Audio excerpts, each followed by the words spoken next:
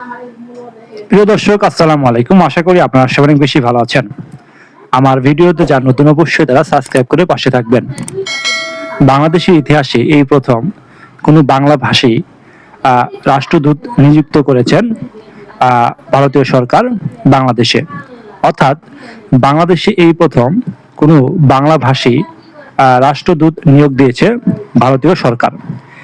এর পিছনে অনেকগুলো কারণ রয়েছে এবং কিছু তাৎপর্য রয়েছে, এবং সেই সাথে বাংলাদেশে হঠাৎ করে এই বাংলাভাষী রাষ্ট্রদূত নিয়োগ দেওয়ার পেছনে যে কারণগুলো রয়েছে তা আমরা আলোচনা করব।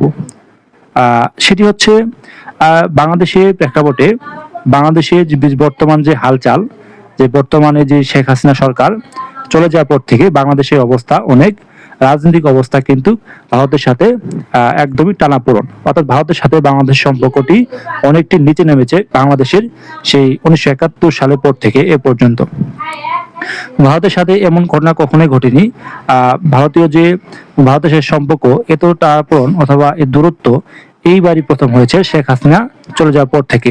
এবং সেই সাথে বাংলা ভাষার সাথে যে বাংলাদেশের নাগরিক রয়েছে তাদের সাথে ভালো একটি বন্ডিং, এবং বাংলাদেশে যে বাংলা ভাষী যে লোকজন রয়েছে তাদের মনোভাব, এবং বাংলাদেশে অনলাইন যে প্ল্যাটফর্মগুলো রয়েছে সেখানে বাংলাদেশ যে লোকজন ভারত বিদ্বেষী কী ধরনের মনোভাব প্রেরণ করেন, এবং এগুলো বিষয়গুলো নিয়ে কিন্তু এই রাষ্ট্রদূত কিন্তু তিনি আলোচনা করেছেন।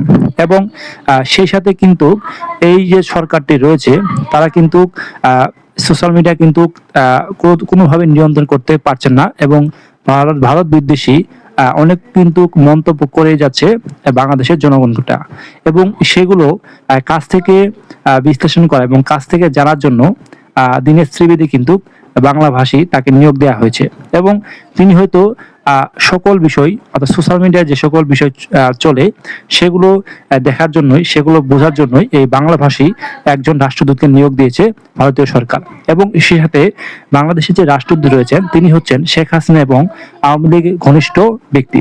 এবং এই বর্তমানে যে হালচাল এবং রাজনীতির প্রেক্ষাপট, সেই প্রেক্ষাপটে একজন বাংলা ভাষী রাষ্ট্রদূত নিয়োগ দেওয়ার পেছনে অনেকগুলো কারণের ভিতরে এটিও একটি কারণ।